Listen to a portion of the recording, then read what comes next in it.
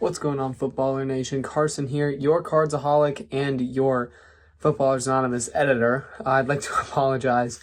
I was coming home this week, and I had a big game I had to go to on Saturday, and I had a lot of stuff to cover with the whole James Franklin thing, so this episode is coming out late. Thankfully, most of it's a pretty different kind of episode. We spend the first half talking about a very heated topic that's been going around a lot. So it's a little bit less about last week and more just about football in general. I think you guys will like it. So I'm sorry it's coming out a little bit late. This next one should hopefully be on time, although with the holidays, I have no idea exactly when we're going to get that out, but it'll be as soon as possible for you guys. But I hope you guys enjoy this episode of Footballers Anonymous. I'll see you later. Thank you for listening and watching. Hello, Footballer Nation, and welcome to the greatest rising podcast in football. My name is Carson, and I am a Hokiesaholic. Oh, That's crazy. dude, he's doing my bit from last year. He is. My name is Alex. I'm a Billsaholic. And I'm Ian, and I am a Chicago Bearsaholic. Bear down, baby. Fine, Cool if name. you guys really want the truth, I'm a fan of a bird team that's 3-7. That doesn't help. You're gonna say a red bird team now? What color do they wear? They wear a shade of red, possibly maroon. Huh. Anyways, Okay.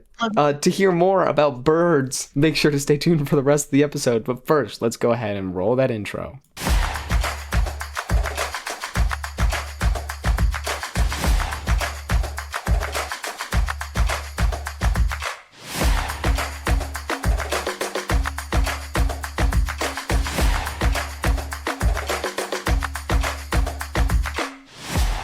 Hello, Footballer Nation, and welcome to Footballers Anonymous, the greatest rising podcast in football, coming at you technically at the start of Week 12. But fear not, for we have all watched this week's Thursday Night Football and have now erased it from our memories. So Actually, none of us have watched Thursday Night Football. We all just recorded it, and we're going to watch it on Friday instead. We're going to watch it Friday Night Football. we will be watching Thursday Night Football, Friday Night Football. So we have no clue how that game ended. We have no idea how that game I don't- ended. I don't know what we're talking about because they're talking about canceling Thursday Night Football. Did you hear about that? No, I actually didn't. No, Alex, It's like, you're being lied to. it's not like a nearly close to set in stone thing. It's just like a mild talk thing. But I heard that they were like mildly discussing potentially getting rid of Thursday Night Football because it's bad for the players or whatever. Is this a real thing? Are you being real? Yeah. Like Yeah, I mean, it's not anything that's like super what's the word? It's not anything that's super like Sound? nothing set in stone. It's nothing that's like nearly guaranteed to happen. It's really just talk, but it's still interesting that they're talking about that. That is ridiculous. They said that they would only do it for like Thanksgiving and like Oh, don't cancel Thanksgiving football. no, they're not gonna cancel Thanksgiving football. They would keep They it. just said they would. Football? They would keep He it. They just would keep said it. that they would keep it for Thursday Night Football or for Thanksgiving. Okay. Yeah, I think they would make an exception for Thanksgiving and maybe I don't know what they're doing with Christmas and all, but like the typical Thursday Night Football game, they're thinking about axing. I don't know if that means that they're possibly moving it to like Friday or Saturday, but that kind of interferes with college a little bit. I don't know if it's kind of something where they're like just putting all of them on Sunday, doing more Monday night games. It's kind of up in the air. If they do that, it's not, again, rumors, speculation. Well, I just looked it up, and Amazon Prime holds the rights to Thursday Night Football for 11 more years through the 2033 NFL season. So I don't think It could be. It's been could- been rumored to be renegotiated. Yeah, it could to be a a matter different of it prime being- time slot. Like Yeah, I think Amazon would still have the rights, but they might change it from a Thursday to like they were thinking I feel of like- making Saturday Night Football, but that interferes with college Saturday Night Football. So we already get Saturday football anyway. That would just be like later in the year, but yeah. like look towards the latter half of the year. Maybe they would do Friday. I could see them doing Friday too. college also has Just Friday don't Night do Football. Thursday Night Football. Just don't. Yeah, do but college is definitely more of a high key mark on Saturdays. I mean, Like- the NFL is more of a high key mark on Sundays. True, but like Like, you know what I mean, yeah. yeah. Although to be fair, college football also has Thursday Night Football, so Like, Does it? I didn't even know that. it does. I Yeah, didn't know I that was either. on Thursday Night Football last year. It was a lot of Me, fun. me and Alex are college casuals. We, like, there's nothing else to say about that. Dude, Well, just more. That's ridiculous. I did not know that was a thing that they were thinking about or discussing moving Thursday Night Football. That's ridiculous. crazy to Well, me. joke's on them It is because on. we did it for them for 1 week only. We did. We did. We recorded the Where do game. we go? Wait. The NFL. If you're watching this, which we know you are, you love watching us. Just because we're doing it 1 week, we are all physically pained to do it.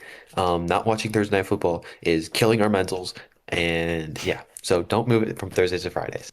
Please and thank you. NFL, if you have any questions for us though, because you know you love our ideas, you can send them in our we asked you to ask us questions segment. And you know, if you're all like, what would NFL fans think of moving the Thursday night game to a different night? We'll say, no, don't do that. But we'll see what our other people have asked us, our other fans. Well, I'm so glad you transitioned us into this segment, Alex. This week, for we asked you to ask us questions and we answered them. We got one question. I was under the impression that our stories question feature was glitching again, like it did before, and we just couldn't see any of the responses. But we actually got them, and there is only one. So, Thomas underscore B6 asks with no context or this is a question we've got multiple times too. How does this affect Colin Schlee's legacy? Paul, I think the only person that can answer this is Carson. Well, And he must be in reference to the change the NFL might be making. yes. Obviously this is a big change. Colin Schlee, obviously is a Thursday Night Football fan. He played in college Thursday Night Football against Boston College last year. Lots of good fun for him. I don't see why he would want to move it. But I mean, he is a player. So honestly, if you really want to know, I think, Thomas, you should ask Colin Schlee to come on the show. You know, I mean, he's the only one who can really tell us what his legacy, how Thursday Night Football affects his legacy. So Sure. shout out. Or Colin Schlee, if you're watching right now, we would love to have you, bro. Seriously. Big fan right here. I've got your signed trading card right up there. So, yeah. So you should get him on the show. You heard it here first, ladies and gentlemen. Yeah. But thank you for that. Colin Schlee, if you want to get on the show, you can leave a comment or reach out personally. But if you leave a comment, you might be featured on a certain segment that Alex runs, actually. Our comment of the week. Our comment of the week this week is from certified Alex Joseph fan number 1. Identity still remains hidden. It is on our Instagram page. Carson released a Thursday Night Football Fanta last week, and the comment of the week is straight up just Fanta. Because that's valid. That's what we're all thinking. That's what we always think on our Thursday nights, including tonight. I wish I had a Fanta right now.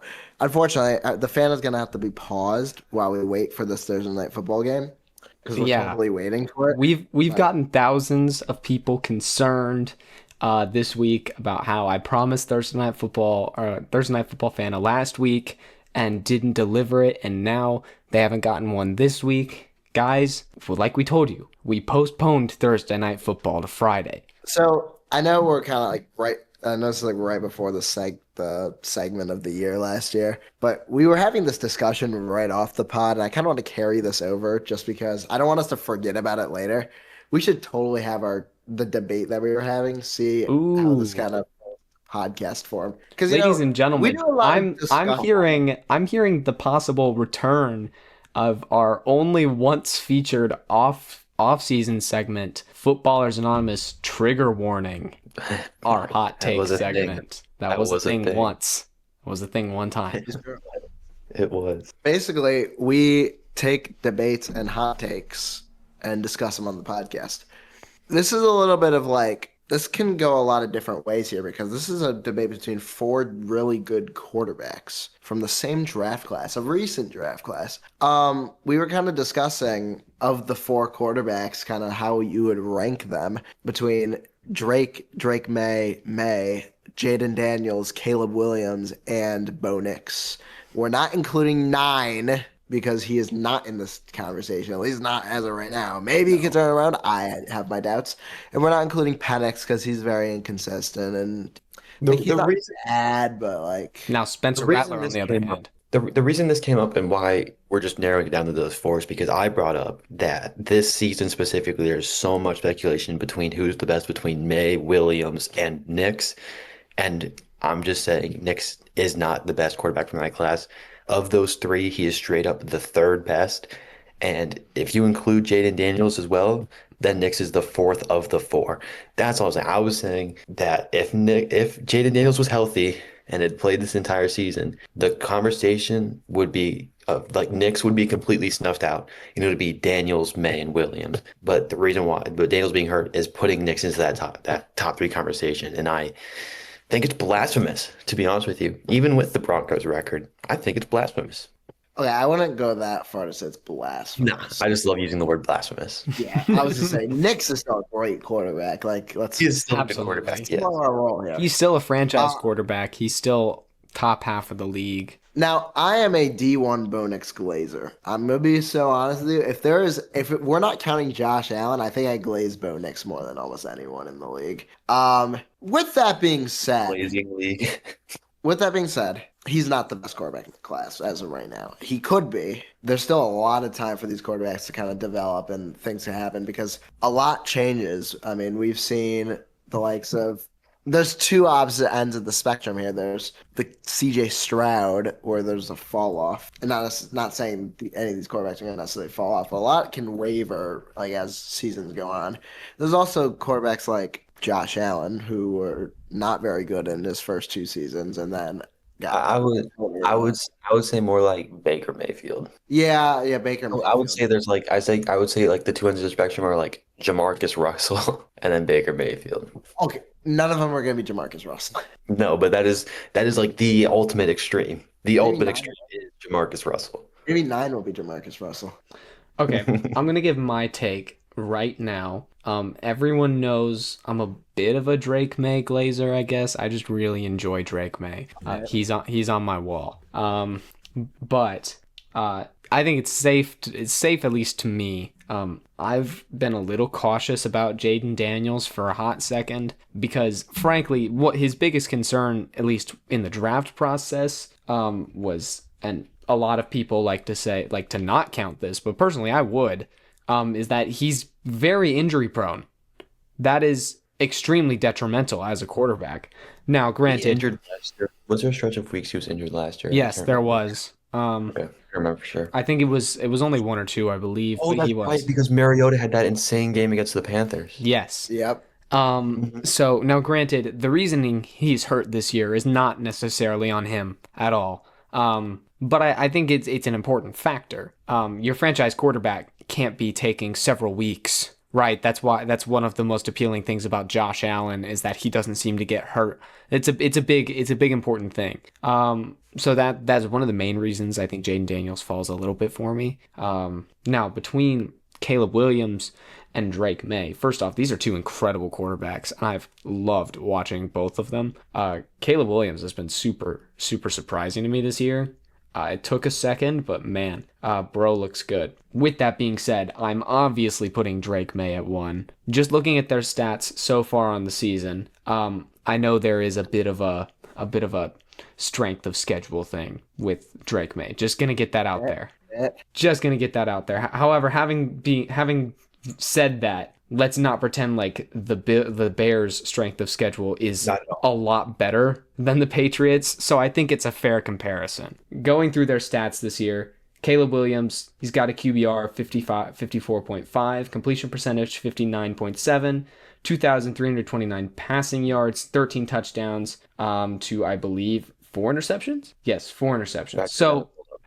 So I mean that first off, very good. Very, very good by Caleb Williams. Also, shout out his receiving stats because he's been receiving a few passes, which is cool. But in comparison to that, you have Drake May, 73.2 QBR, 71.9 completion percentage, 2,836 passing yards, that is leading in the league, which, by the way, in second place is Justin Herbert, who is 200 yards behind him.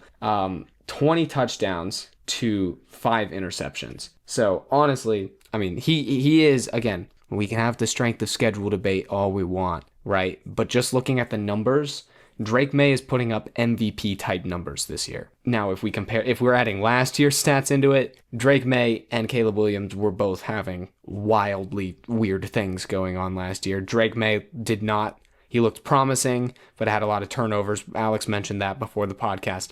Tons of turnovers. I think he threw 10 picks last year. But I'm picking Drake May. But both of these two quarterbacks look genuinely incredible. I'm obviously taking Caleb Williams. Yeah, I think they're both. Wow. Drake May is an amazing quarterback, but I also have bias, and I have to back up my QB. Caleb Williams has, first of all, just taken an insane leap from last year to this year. Caleb Williams is actually technically on a historic pace because it's looking very likely he'll be the Bears' first ever 4,000-yard passer. Just saying. He's actually only projected 3,959 according to ESPN. You know what, bud? And also, one thing I just love to talk about when it comes to Caleb Williams, that last year, just want to point out, Caleb Williams was the most sacked quarterback in NFL history in a single season. He passed David Carr last year. But also last year, Caleb Williams avoided the most sacks in the league, which is kind of a crazy statistic right there. This league, for anyone who's been watching the games, anyone who's been seeing Caleb Williams highlights, his pocket presence, or more so his ability to escape the pocket, to escape the pressure, to extend the play with his legs, make people miss, it's magical. I mean, it is ridiculous seeing some of these plays that are just completely dead to rights, and then Williams somehow manages to scramble out, extend the play. The only thing regarding that is sometimes he's a little bit less accurate on those throws.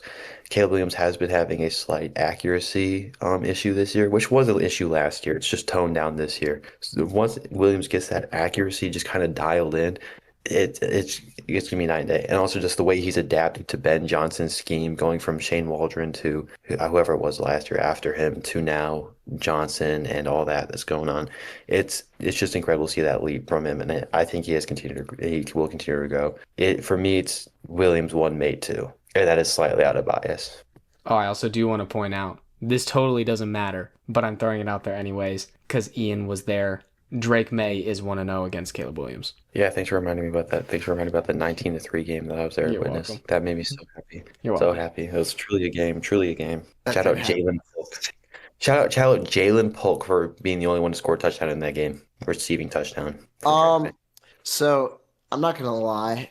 Part of me is biased against Drake May mildly. I still it's not against him. It's the fact he's on the Patriots. With that being said, I can't put him lower than 2. I physically can't. But, and wait, because I'm going to be honest, he's only played 4 games this season. I know injury prone is a factor, and yes, that's a bad thing. He is very injury prone. But also, he did some insane stuff last year. This is true. Jaden Daniels, we can't forget that he willed him to the NFC Championship. They beat the Lions, and while, this season's not been great necessarily, but mostly because of injury prone and whatnot, he hasn't played most of their games this year. Even before the Seahawks game, he's been injured in a couple times actually this year. He got injured after the Packers game, and he also got injured after I think it was the Cowboys game or something. He's only played a couple of games here and there. They beat the Chargers, beat them really well. But point being, Jaden Daniels last year, I think he did enough to keep himself in the 1 spot for now. Might revisit this at the end of the year, just depending on what happens. If Drake May goes to the Super Bowl, then I'll put him at 1. But I'll put May 2, and I think Ian will absolutely stomp me if I put Nick's ahead of Williams. So I'm not going to do that either. But with that being said, I still think all 4 of them are incredible quarterbacks and are going to be doing very good things for their teams. Bo Nix has had a lot harder.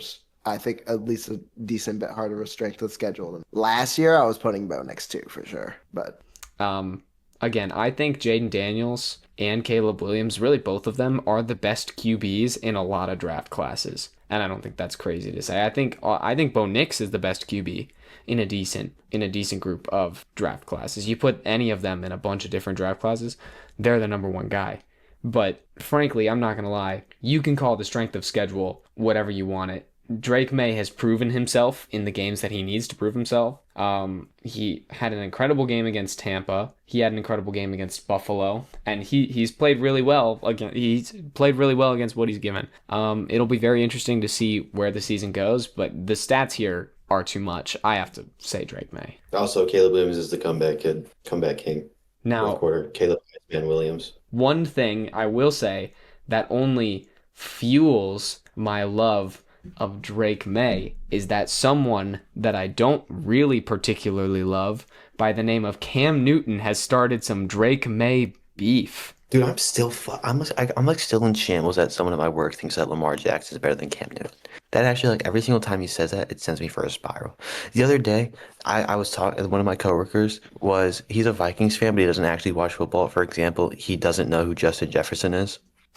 So he tries to rage bait me all the time. It's like, dude, you don't know ball. Say that. We just beat you, by the way. I asked him a question. I was like, "Do you know who Cam Newton?" He's like, "Who's Cam Newton?" I'm like, get away from me. I don't want to see it for the rest of the shift. Get away from me. You don't know who Cam Newton is, whatever. But like, dude, one of my coworkers dies on the hill that Lamar Jackson is better than Cam Newton in their prime, and it drives me nuts. But that's a conversation for another day.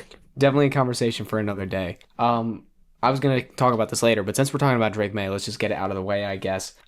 So Drake May, Cam Newton basically went on First Take and called Drake May and the Patriots fool's gold, essentially. Cam Newton was Drake May's favorite quarterback growing up. When asked about it, Drake May said, "Dude, I don't even know what show Cam Newton is on."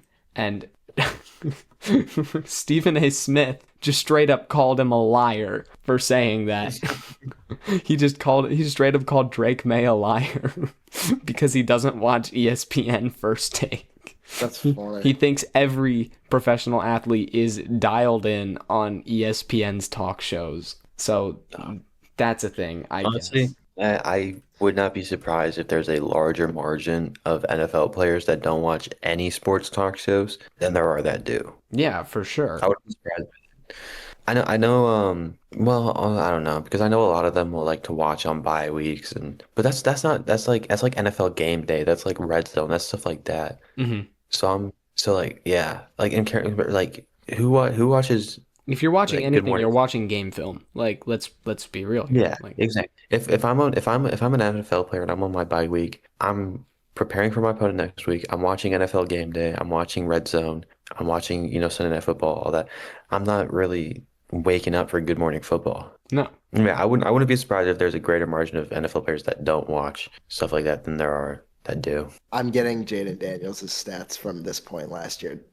That's what I want. We can do the comparison. By the way, I just realized Drake May has never had a 300-yard passing game. This is true. He hasn't. He's come quite close in almost every game this year, but he has not done it yet. Okay, I'm not counting. I'm not calculating completion percentage. I mean, Drake May holds a record for completion percentage, so I don't think it's going to beat it. Yeah, no, it's not gonna matter. I'm just not doing it. Jaden Daniels had a 91.3% completion percentage against the Bengals. Crazy work. Remember when Okay. Jared Goff went 13 for 13 last year? Or was it 11 for 11? It was one of those two. Yeah, it was something like that. All right, Jaden Daniels' stats at the week. It might have been week 13, but it was 12 games in. 2,613 passing yards, 556 rushing yards, 29 total touchdowns, and 5 picks. I think we forget how insane quarterbacks were playing last year. That is crazy work. Hey, all four of these quarterbacks are better than CJ Stroud. Honestly, True. So May has more yards. They have the same picks, but Daniels has a lot more touchdowns. I mean, this is only passing touchdowns, but Right, Drake we- May is not Carson was rushing just- for a lot of touchdowns. I think Yeah, May has two. I think May has two this year, and I think Williams also has two. Yeah, But May then- has. so, I've got May's yeah. stats. Yeah. and I'm pretty sure Williams has two, maybe three. Drake May has a very high completion percentage, obviously. That's part of it as well. But I'm not going to lie. Caleb has 3 rushing and then 1 receiving. We're going to throw out the strength of schedule thing again. Okay, I hate the strength of schedule argument here. I'm not gonna lie. I don't like it really in general. I know I bring it up a lot, but like in like grand scheme, I think it's all right. But in like really critiquing, I don't think it's the greatest like Especially in debate the tool because like it's you don't get to pick who you play. You play Well, who's yeah, no, I understand that. I'm not saying it makes Drake May a bad quarterback. I think No, but you're saying it when we're makes him talking about worse than the others statistically, just because they just got lucky with their opponents being better. I'm not saying that. I'm saying if we're taking what Jaden Daniels has done and comparing it to what Drake May has done, I still do want to see what Drake May can do in the playoffs and against better teams. Like, That's ten. obviously, he's still gonna be good. I'm not So saying I he's would gonna be make bad. see using playoffs as an argument. I do agree with. I do think seeing like Yeah. playoff performance, not just against teams, but also just like this stage, all of that is important. But comparing like The only reason I playoff brought up the strength of against the schedule strength is of we're schedule comparing the isn't first really. 12 games for both. Like Daniels did play some good teams. He played against Baltimore at this point. He played against Pittsburgh, Philly. He played against Philly. He played against Dallas, which they weren't like necessarily the best team, but they were still Okay, competitive. but with these stats that you were looking at, he had But played the Giants, the Bengals, the Cardinals, the Browns, the Bengals were good. Panthers, the Bears, and the Giants again, and the Cowboys again. Like he had played a couple decent teams, but the first half of the season was a lot easier for him than the second half. Moving past that, very interesting conversation that totally lasted way too long. We're gonna move on to what Alex introduced, of course, as the fan voted favorite segment of Footballers Anonymous for 2024. It is Carson's College Knowledge. We had another exciting week in college football. Obviously, Clemson upset number 20, Louisville 20-19. Chaos in the ACC breaks out. Number three, Texas A&M led a 28-point second half comeback to beat South Carolina 31-30. The score after halftime was 30-3, and then Texas A&M held South Carolina to 0 points and scored 28. Absolute cinema. That's exactly how I predicted it. Me Yeah, and Carson were talking about the pod, and that's exactly what I said would happen. it's exactly what Ian said. Also, something Ian said, number 11 Oklahoma beat number 4 Alabama 23-21. Alex and Ian got this one correct. More SEC action. Number 5 Georgia absolutely cooked number 10 Texas, who should not be number 10. 35-10. I was the only one who predicted this one for some reason. Number We 9 were just arguing it.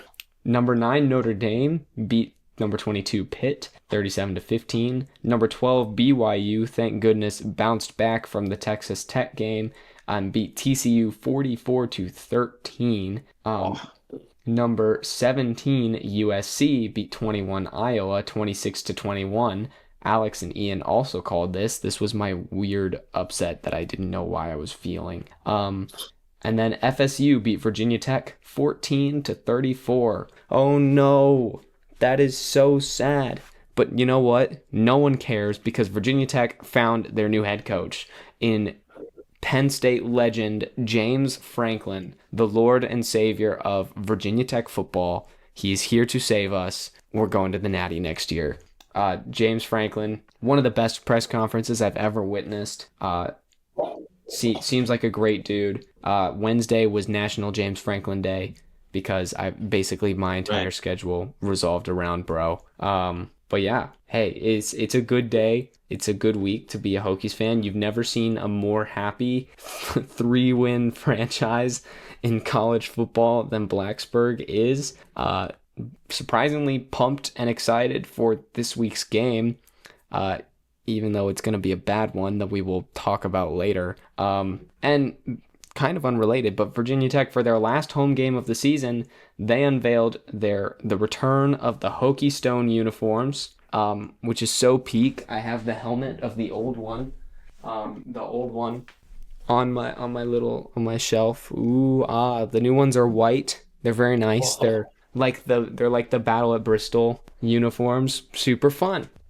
So hey, it's a good week for Carson's College Knowledge because Virginia Tech fans are happy and I'm happy. And you know, if you want to see my full thoughts, like right after we hired James Franklin, I made another random reaction video this week. I low-key was not going to, and then that happened. So I did. It probably won't happen this week, but sure enough, something crazy will happen. I don't know. But anyways, thank you for listening to Carson's College Knowledge. But with that, before we get into our NFL news, we got to roll an ad. May your game day be delicious. All right, Carson, welcome back. How are we feeling this week? We're 3-7, Ian. I know, but I'm asking how you're feeling. We're 3-7. Should I not be here for this? Alex, we've been over this. You can stay in the room, but this session is about Carson's healing journey. Right. I'll just see. All right, thank you. Carson, let's try some positive affirmations. Can you tell me one good thing about the Cardinals this season? No. Okay, that's okay. We're working through it. You know what? Let's talk about something that might cheer you up. Our merch store. Why would that cheer me up? Because last week we launched our first collection called Choking Hazard, and it's still available at footballersanonymous-shop.fourthwall.com. See? It's pretty exciting. We named a collection after the thing my team does every week. Yes, but we're reclaiming it, taking back the power. The shirts are actually really cool though. Thank you, Alex. See, Carson, even Alex, who is just some guy sitting in on this session, thinks they're cool. I mean, I'm your co-host. Not during therapy hours, Alex. What shirts are even in this collection? Well, thank you for asking. There's the Carson War Flashback shirt, which I'll admit might not be the most therapeutic trigger for you right now. Oh, great. My depression as a wearable item. That's just something we like to call exposure therapy. Then there's the Mr. Electric shirt for Alex. Hey, that's my shirt. And to top it all off, the Ian Watkins wide receiver 1 shirt, which represents hope. The hope of a better tomorrow. A tomorrow where the Cardinals might win a game. We play the Jaguars this week. Okay, so maybe not this tomorrow, but a tomorrow. Can I say something? Only if it's helpful to Carson's journey, then yes. I think it will be. We're only 3 followers away from 100 on TikTok. Wait, really? Oh yeah. And once we hit 100, we're making our very own Footballers Anonymous Christmas album. See? And there will be a whole Christmas collection in the merch store to go with it. This is progress, Carson. Things to look forward to. Will the Christmas album include a song about Kyler Murray throwing interceptions in the red zone? We can work on the track list together. I'm thinking, all I want for Christmas is a competent defense.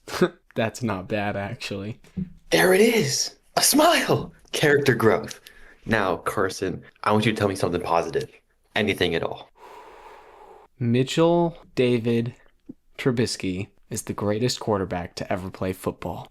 Yes. That is the energy we need. The MVP himself. He is the GOAT. Undisputed. If the Cardinals had Mitch, we'd be 11-0 right now.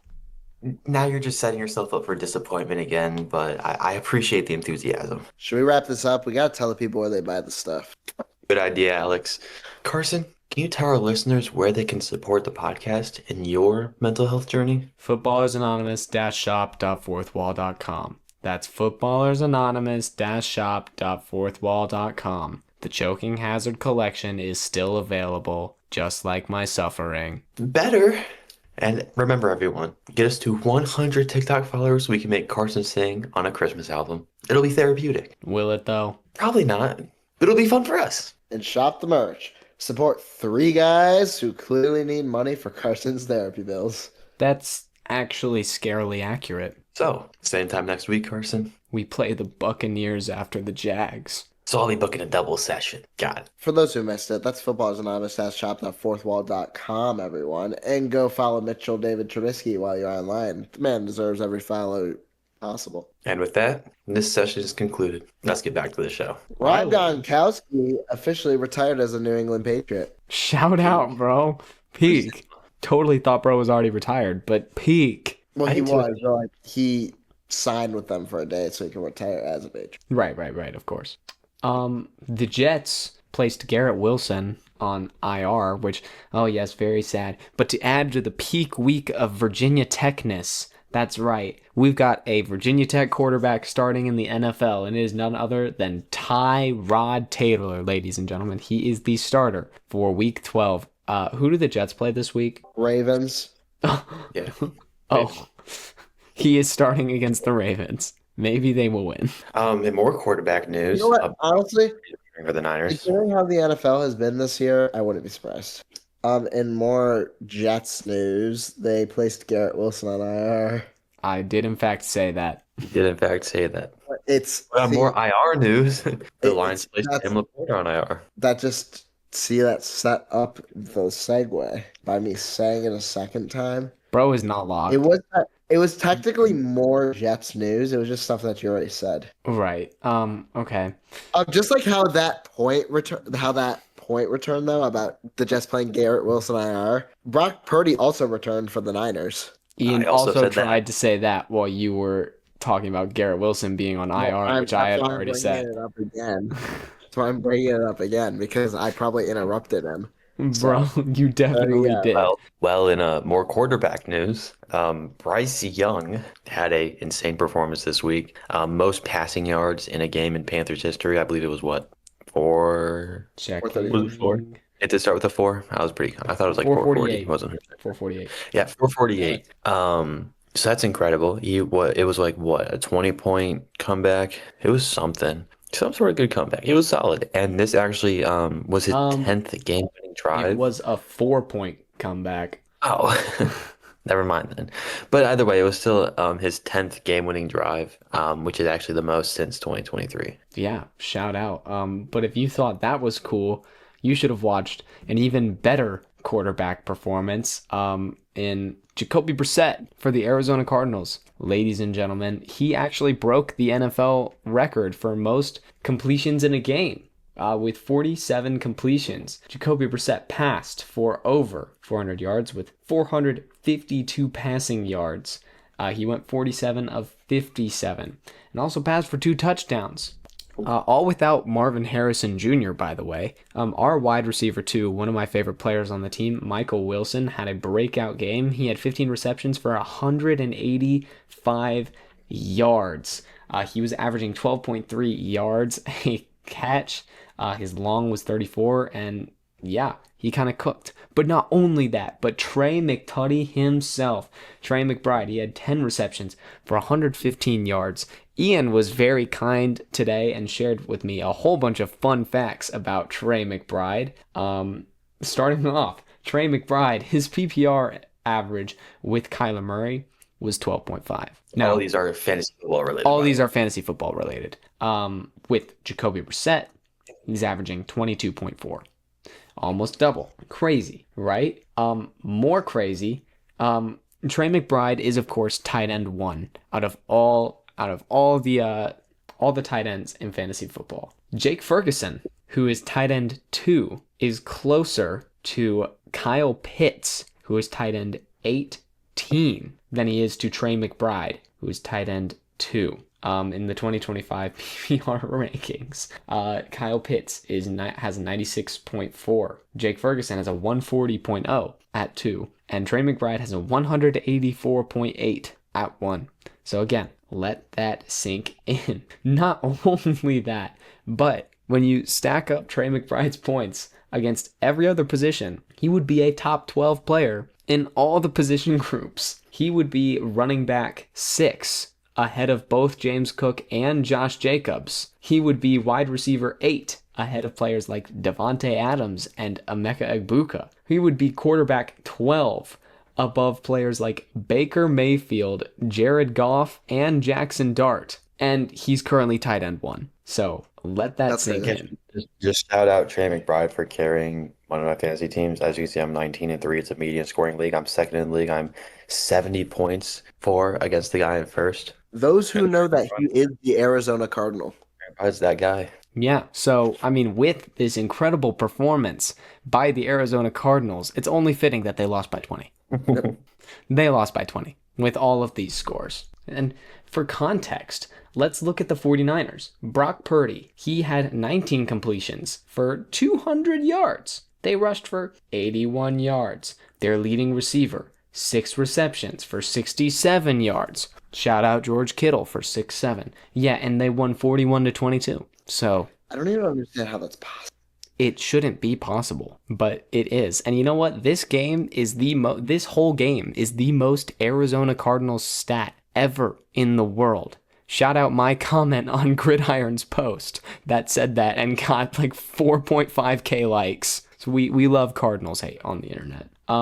That's all I have to say about the Cardinals. Just wow. I do want to go back real quick, not about the Cardinals. I threw a number out for Bryce Young's passing yards in the game. I said 432, and I was wrong, but that was what Cam Newton, that's what the record was before, so I wasn't fully wrong.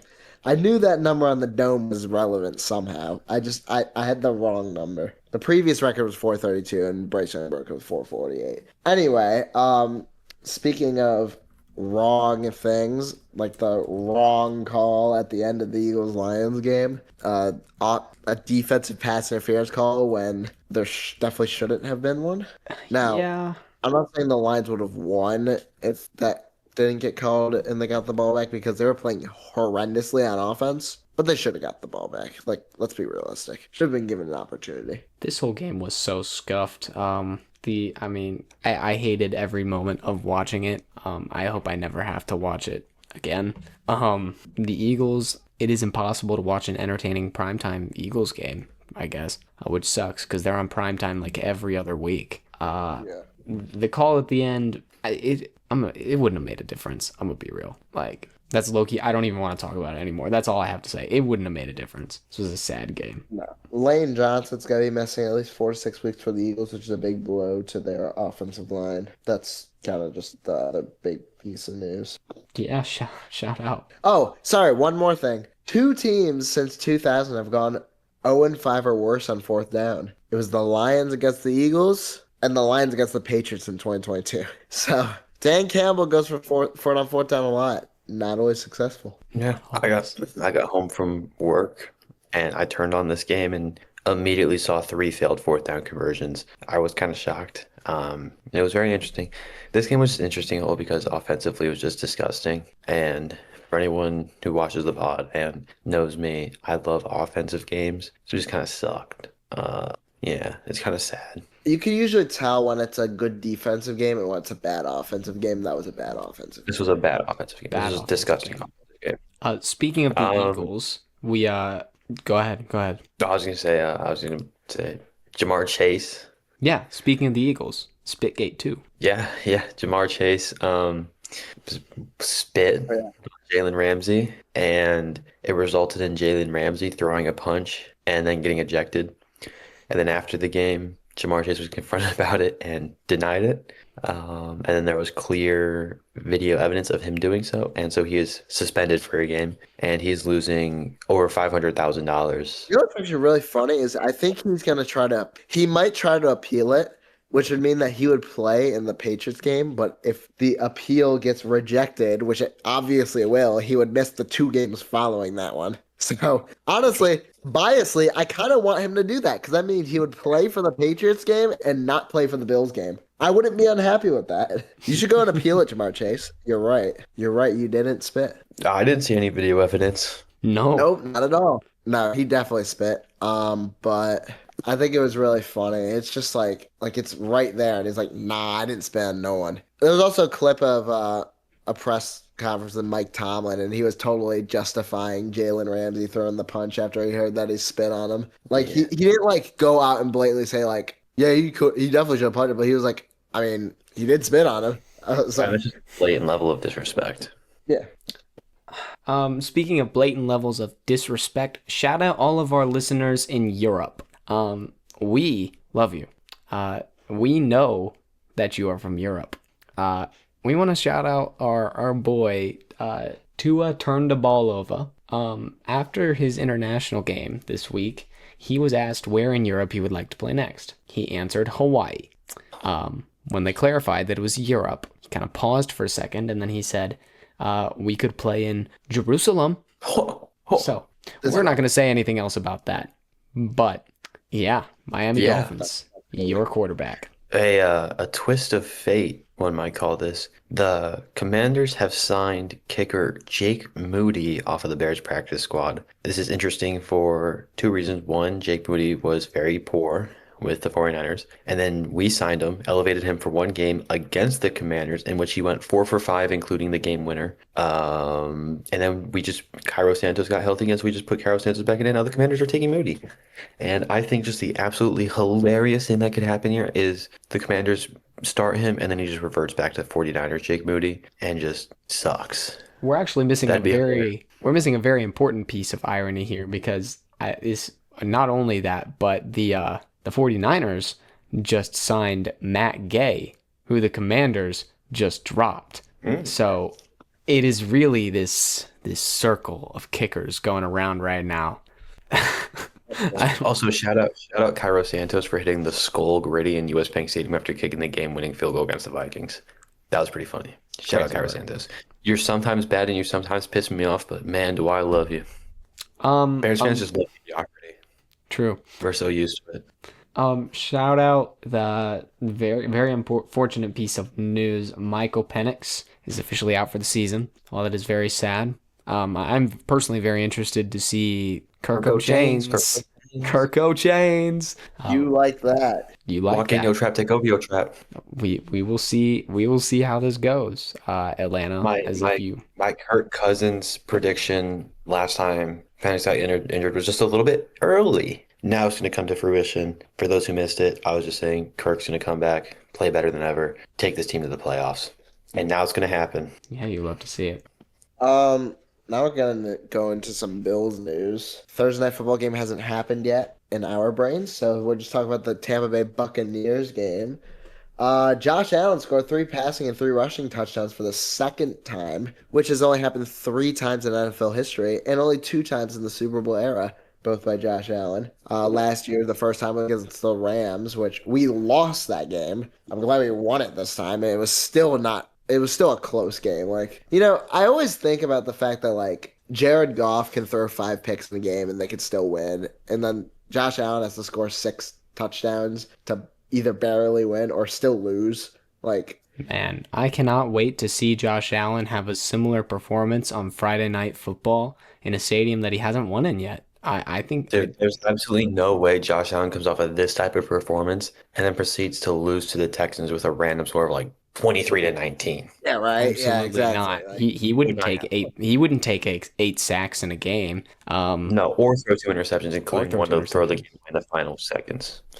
Absolutely And also not. not have the offensive line eat the dirt against the Texans' incredible D-line, but still eat the dirt against the D-line. Or the defense just not doing anything in the first half. But, Alex, why are you getting so specific with this, bro? Yeah, Did you that's watch good. the game, Alex? Alex, did you watch the No. game? We agreed, Not bro. watching. It is a prediction. I know That's my a very team. specific prediction. Very specific prediction there. See, Ian and I were just shouting out pretty general stuff, I feel like. But you, Just really spitballing. Listen, I think it's fair for me to say that the defense is going to do nothing, and the O-line is going to. I'm in the dark now. Hey, Alex, your lights turned off. I think this is Billsaholic after hours. okay? Anyway, moving on. What else? Is there anything else to mention about the Bills? Yeah. Sean McDermott and Brandon Bean as well, technically. But Sean McDermott got his 100th win for the Bills. Oh, and he's totally about to make it 101, right? Yes. Right. And then Keon Coleman got benched for missing a team meeting, and there was a whole discussion about that. And then Deion Dawkins bringing it up and telling him that's time to grow up and whatnot, in a boosting way, but Really, not having Keon Coleman doesn't ruin this game for you guys. No, not at all. All right, now I'm gonna I hope y'all get absolutely smacked around by Aaron Rodgers. now I'm gonna take the mic for a second, and that was just blatant hate and just bearism right there, and I don't appreciate that. I'm gonna talk about the Chicago Bears. I already mentioned a couple things like the Skull Vikings, the game-winning kick, the Caleb Williams stuff. I just want to touch up on the fact that of the NFL's top 4 interception leaders, the Chicago Bears have 3 of those. Kevin Byard leading the league with 5, and then Nashawn Wright and Tremaine Edmonds both having 4, tied with Devin Lloyd of the Jaguars. Insane. Defense is so good. And we're still missing Jalen Johnson, TJ Edwards, and Kyler Gordon, who should all be coming back within the next 2 to 3 weeks, hopefully. That's about it. Bear down, Chicago Bears. I still am ready to be disappointed and have my heart broken by this team.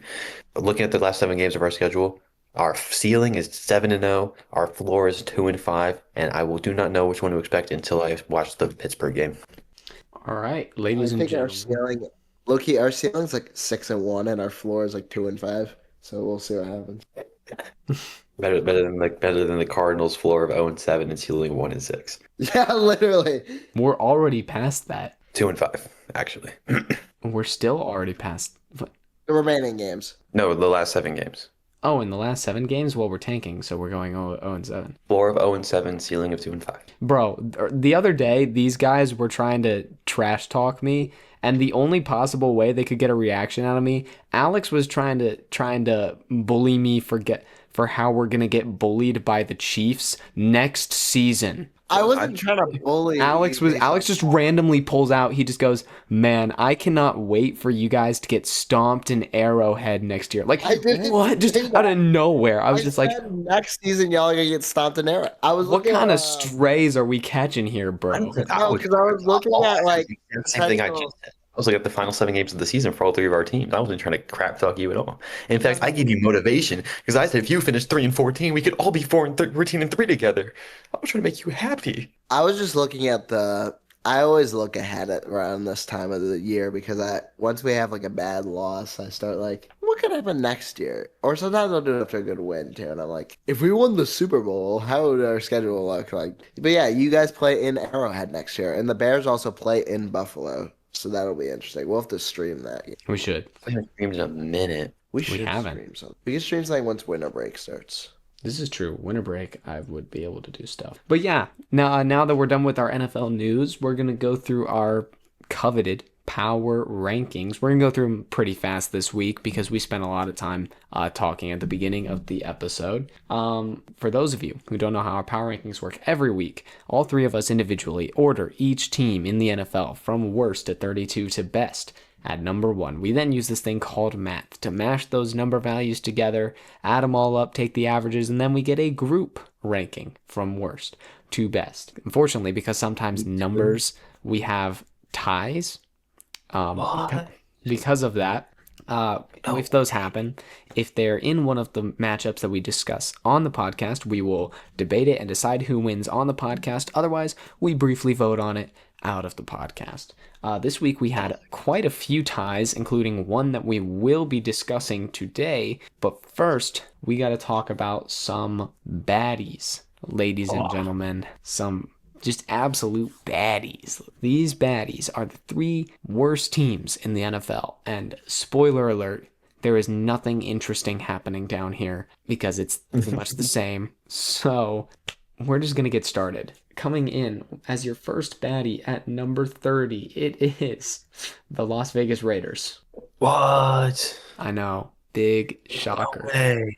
I am thoroughly surprised. They looked I did not expect this in the slightest. No, not at all. I've never seen. Oh, we didn't even talk about this. George Pickens and CeeDee Lamb sitting out on the first drive. Oh, true. Yeah. That was weird. Apparently, they went They were gambling in Vegas, and they were hungover. and they still absolutely diced the crap out of the Raiders defense. George Pickens went off in that game, and he was just weaving them. The Raiders are so bad on so many levels. It's not even like. Yeah, I it was didn't think they'd make the playoffs, but I thought they'd be competitive. They're just We did think they would be sneakily competitive, but they were not. We put a lot of faith in Ashton Genty, and I think that was a lot of well-placed faith. I think we put way too much faith in every other aspect of the team. The offensive line is disgustingly horrible, which is really affecting Genty's performance. Geno Smith is an absolute trash bag. He's literally, I don't know what would be better on a football field, Geno Smith or an actual just trash bag with a football taped to the side of it. And their defense is just bad. We'll get to Geno though, because he does not have the most turnovers since 2024. I'll talk about that in a little bit. Bro, we cannot keep bringing this up. I already mentioned it earlier. Did you? Yes. I put it in a whole point with the Seahawks. I didn't bring all of it up. I just brought up Drake May, so that's fair. Okay. Yeah. Anyways, though, going in with our second baddie, at number 31, we have the Cleveland Browns. And we're the Cleveland Browns. And we're the A lot of Cleveland Browns. intrigue surrounding the Browns because they have Shedeur Sanders finally starting. Yes. Dylan Gabriel went out in concussion protocol. Alex. I don't think he'll be out for long, but Hey, Kevin Alex. Stefanski is forced to play Shedeur. Hey, Alex. Yeah. How did that go? Well, in his first game, he was not great, but he also I want Really? to give him more than a quarter of play without first team reps before we give any judgment on the guy. Because if we want to go off of that note, JJ McCarthy in his first game had an insane comeback against the Bears, and since then has been terrible. Okay, but Shedeur Sanders' Yeah. QBR How was did- worse than if how he did had just Shedeur kneeled the Sanders ball on game every go? play. If Shedeur Sanders had kneeled the ball on every single snap, he would have had a better QBR than he did in this game. There's also more to it than that because Dylan Gabriel wasn't doing anything that game either. But No, we're not at all saying Dylan Gabriel is good, but like, no, I know. especially and I'm not especially with all the saying that- talking Shedeur does. That's the difference between them. With all the talking Shedeur was, you expect at least a half decent performance. I want to see how he plays with the Raiders before I say anything because honestly, The Raiders. I don't think At there's least anything wrong Johnson with talking confidence, but That's right, ladies. We and shall gentlemen. see how it goes. We shall see how it goes. he has confidence himself. We'll see if it's misplaced or not. But with that coming in at our ultra baddie spot, guess who? Don't spread. Yes, it's the Tennessee Titans, dude. I mean, wow. Again, just would hate to be that one team that lost to this 2025 Tennessee Titans team. Me too. I mean, as a Hokies fan, I know nothing about losing to Cam Ward, so I don't see why that matters. Right. So, anyways, Darn, Carson. Calvin Ridley's out for the season, so they're not winning another game. We can move on now. Unless they play the Arizona Cardinals again. You know what? The Titans might win another game. You want to know why? No, They still have to play. Wait, they still have to play the Browns and they have to play the Saints. nope, no, no. Maybe the Browns. They do not win any of those games. They could. I guarantee Wait, it. They will wait. only beat the Cardinals. They could also, if the Jaguars play horrendously, they could also beat the Jaguars in one of the two games No. because the Jaguars are so inconsistent that they could go down to 10. No, they will only beat the Cardinals. I have never been more positive of anything in my life. They will only beat the Arizona Cardinals just Don't to worry, cause guys. me It's- suffering. Don't worry, guys. It's all a ploy to get Kyler Murray to the Raiders. It's all a ploy. There's reels that are starting to talk about Kyler Murray to the Raiders. We might just be right. We might just be right. That'd be an insane poll. Even if we got Kyler Murray to the Raiders, let alone Kyler Murray MVP, it's I gonna mean, the happen. fact that we've been so committed to Kyler Murray to the Raiders, period, is already enough. If we get this We got right. the Colts. We got the Colts 1 seed. Now it's the Murray to the Raiders MVP. Yeah. Speaking of MVPs, we get to talk about our top 5 teams in the league now. Starting off with number 5. It is the MVP himself, Drake May, and the New England Patriots. I don't have much to say about this team other than Travion Henderson. Okay, he's good. You are He's good. an Way incredible good. player. And I totally slept on you in the draft process. You go, man. You go. I do want to throw out Yeah. that the Patriots still have only played bad teams and bad defenses on good teams. I will continue to hate Again, them. we're okay, sure. All right. You can't argue that the Bucks and Bills defenses are good. They're not. And no, I'm just arguing that they're winning the games in front of them, and you can't discredit them for that. Not discrediting. I'm just hate watching. You are 100% discrediting, but okay. Goodness Um, gracious, Bills at Patriots tickets are as low as $448. Yeah, that's pretty cheap. That's pretty cheap, man. That's pretty cheap. I would MVP versus next MVP. say. MVP Patriots, versus Josh Allen. Yeah. Patriots Bengals and Patriots Jets are both $62 and $64. That's crazy. I mean, Bills fans really want to watch the MVP play in Highmark, and they're still waiting, so. It's in New England, but yeah. Oh, well, then they just want to watch the MVP play again. Oh, yeah, it is in New England because you guys lost in your rivalries. That's right. I forgot about that. Anyways, coming in at number 4 and number 3, we have a tie. I'll give you one guess as to why. It's a tie between the Denver Broncos and the Seattle Seahawks. Yes, we get to talk about Bo Nix again now. Yes! Dude. Bro, No. Okay, first of all, The Broncos went absolutely crazy against the Chiefs. They played an outstanding game, both defensively and offensively. It was still a very impressive game. Bo Nix actually had a very good game against the Kansas City Chiefs, and they were clutch down the stretch. Some of the bad side of this, J.K. Dobbins is out for the season. He was having a very good season, so that's unfortunate. But on the other side of the coin, the Broncos lead the league with 46 sacks. That is insane. That defense is absolutely ridiculous. The only defenses that I would consider like either in their league or better than them are the Texans and Seahawks. The Rams are also kind of up there. Listen, we can't. But man, We gotta acknowledge the fact that this team doesn't have a run game at all. Even in this game that Alex, you specifically said was an outstanding offensive showing. Their leading rusher was R.J. Harvey, who had 11 carries for 30 yards. oh, this is the same problem as last year. They have not had a running game in them. Like, it's been a problem. J.K. Dobbins was a solid solution to that. He was actually playing pretty solid ball, and then he got injured. So, Yeah. they cannot win. This run game is going to bite them in the butt. I guarantee it. I know, well, but Which is until why then, Bo Nix- which is why I put the Seahawks ahead of them, because I think the Seahawks, like you said, the Seahawks are also up there on the top defenses and offensively. Okay, they struggled a little bit passing this week, but they've got JSN catching the ball. They've got an incredible run game, as they always do. They're just a more complete team in my mind. I've been more impressed with the Seahawks than I've been with the Broncos. Not to discredit the Broncos. Again, I think they deserve to be up here in the top 5, but the Seahawks are just a better team. I'm taking Seattle through and through. I know you both are. I mean, I don't see any reason why they should. I mean, obviously they moved down from number 1 because they lost to the Rams, but it was still a super close game, even with a very poor Sam Darnold performance. I still love this team every aspect. I don't think we should be freaking out after one loss, and I think moving them down, just swapping the Rams and the Seahawks is just like an easy move in my opinion. And just like Carson, I'm just not impressed with the Broncos, and part of that is because I am kind of a Bo Nix hater. I will admit I am kind of a Bo Nix hater. I am a bit of a Bo Nix hater. I just love the Seahawks this season way more than the Seahawks are probably my number 2 team this year, but only behind the Bears. I'm not gonna. This is a consistent theme here at Footballers Anonymous. It's me.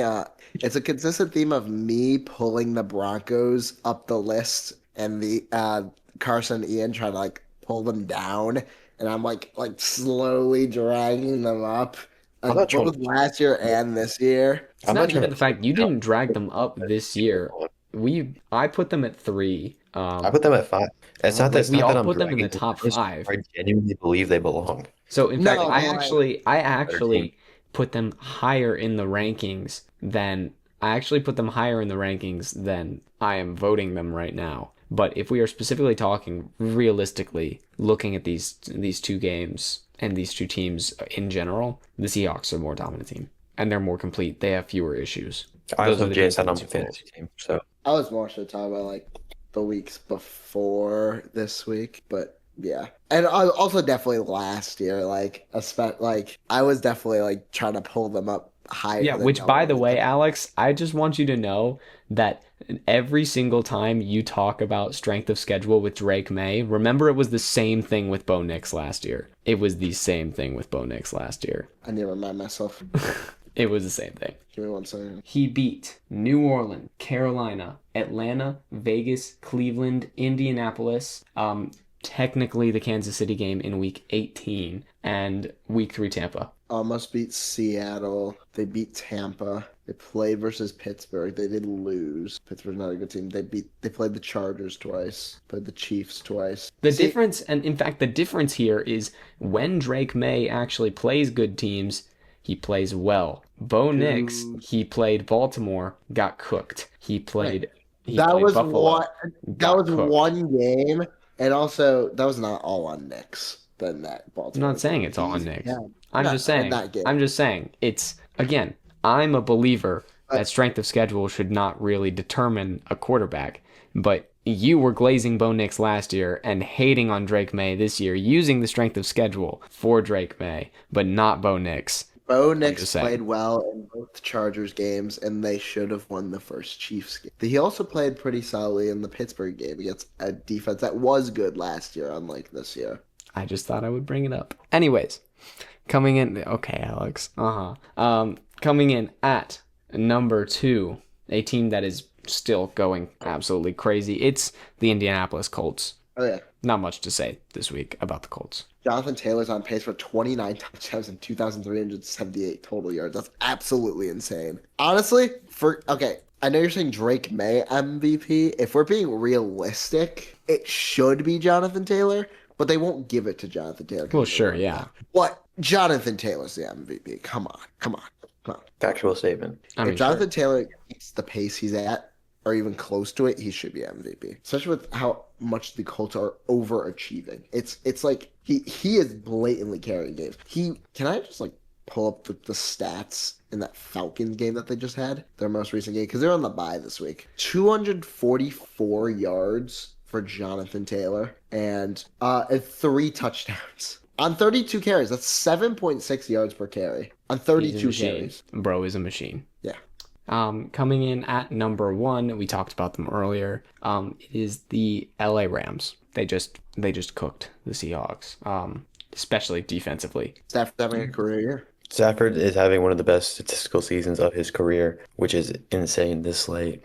But it also is important to note that it's technically not Matthew Stafford, it's Matthew Stafford's clone. So that could be playing a part into it. Like the clone could be, biologically 5 years younger. We don't really know. Really hard to say when it comes to that. It's just kind of a conspiracy. I do just want to say, first off, preseason, I was very hype about Matthew Stafford being an MVP candidate and the Rams being a 1-seed contender, and that's very true. Also want to point out, Matthew Stafford's career season includes a 68.7 QBR, 66% completion percentage, and 2,557 passing yards, all of which he is being beaten in by Drake May. Well, doesn't he have 27 touchdowns? He also has way more touchdowns than Drake May, but it's fine. Anyways, Drake May's going... never had a 300 passing game. That's true. This is true. Conspiracy of the week. I have some things to spitball on because we have multiple that have been continuing.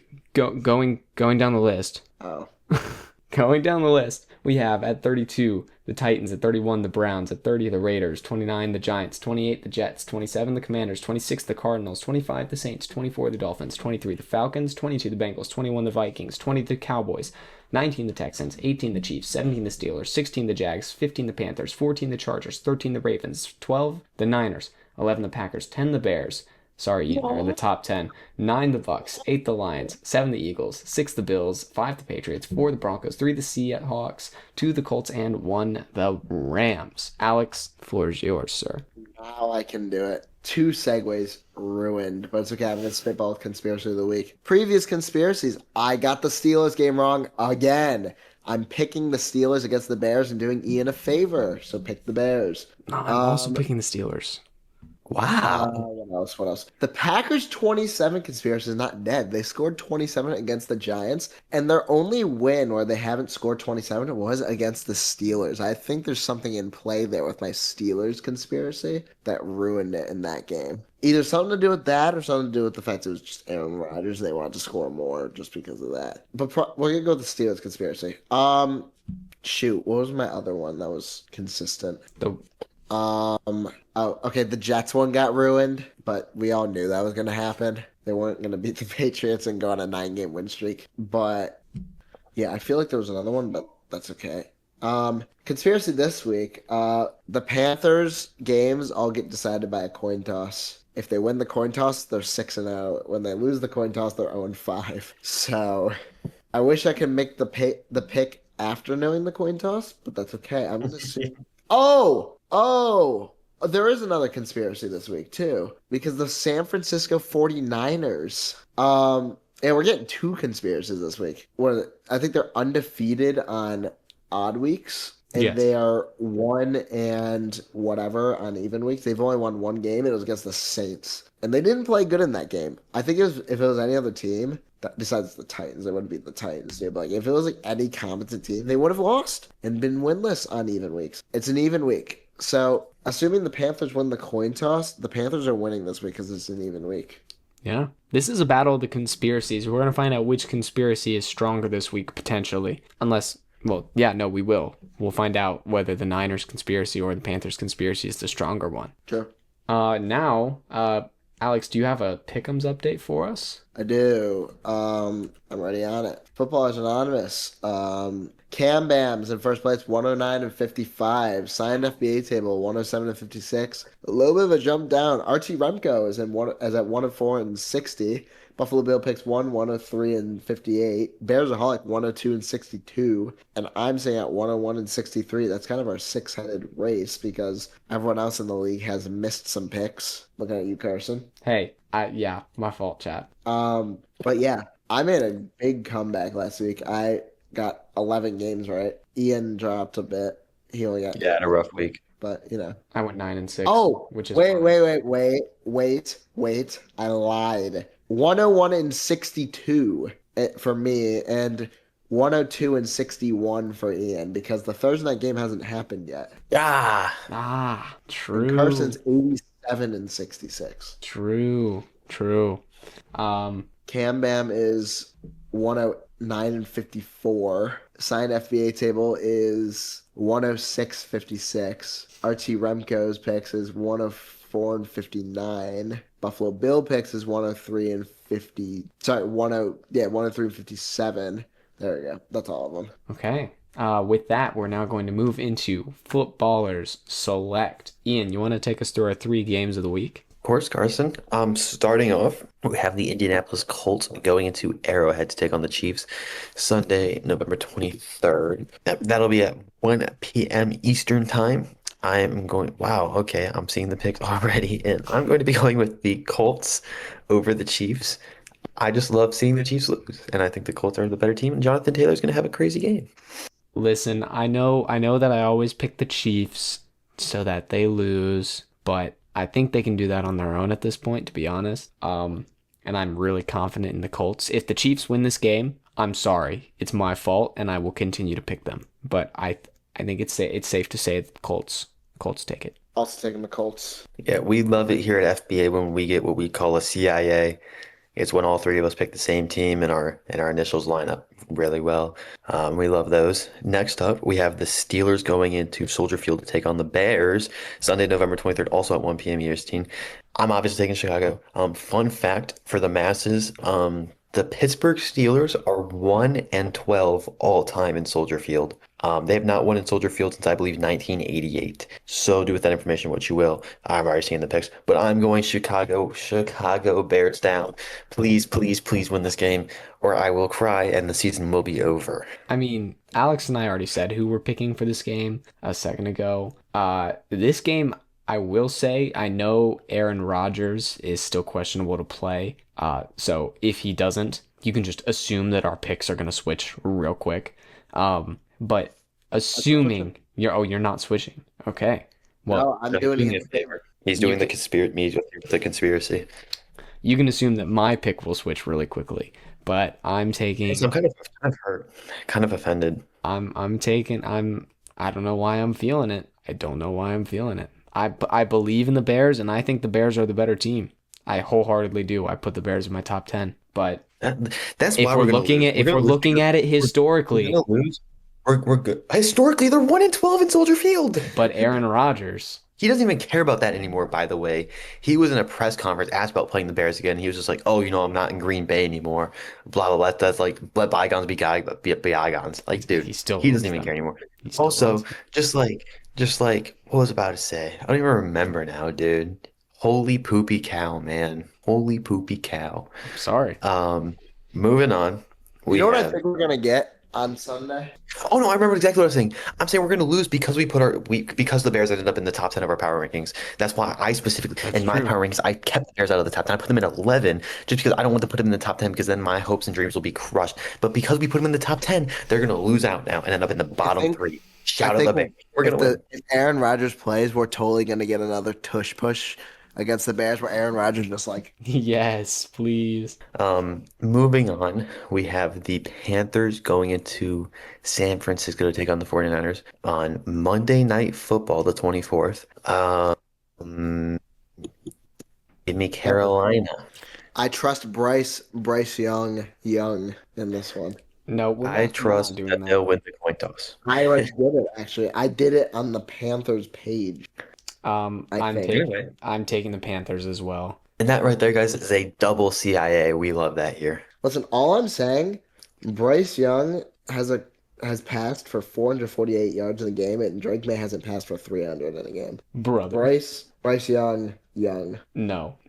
Okay. That's my deal right I'm now. just waiting. I glaze Bryce Young too for no reason. I love I'm Bryce just Young.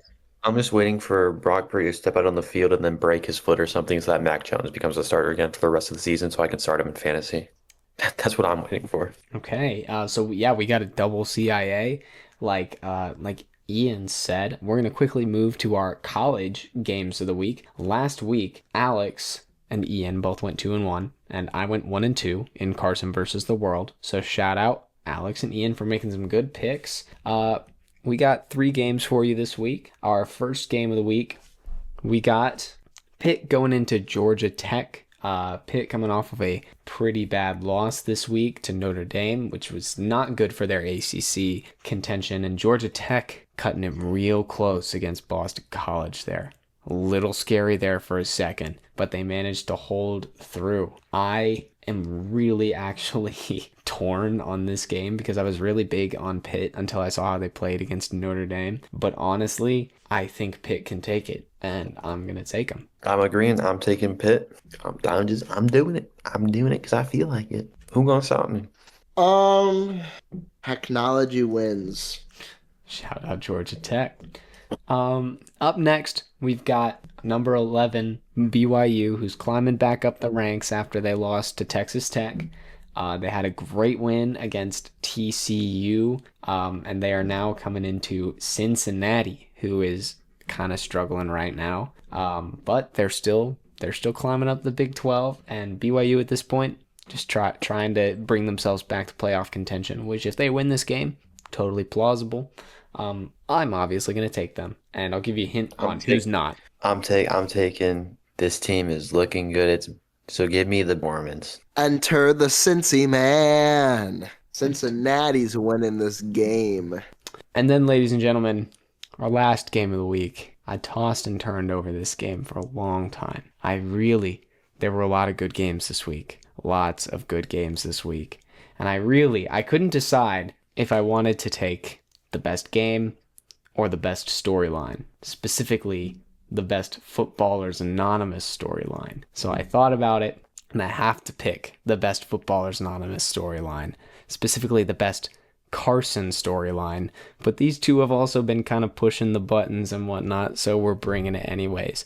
I have been repping my choke shirt all day. My choke, the official drink of Miami football, because this Saturday at 12 o'clock p.m. Eastern Time, Miami versus Virginia Tech is your third game of the week. You should take Miami. You should take Miami. But I'm taking Virginia Tech, baby. Let's go. We're going to destroy Carson Beck. We're wearing the beautiful Hokie Stone jerseys.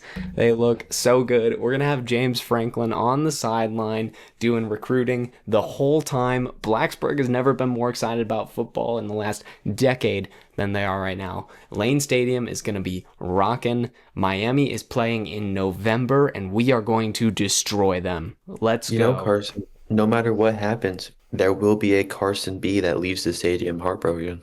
This is true.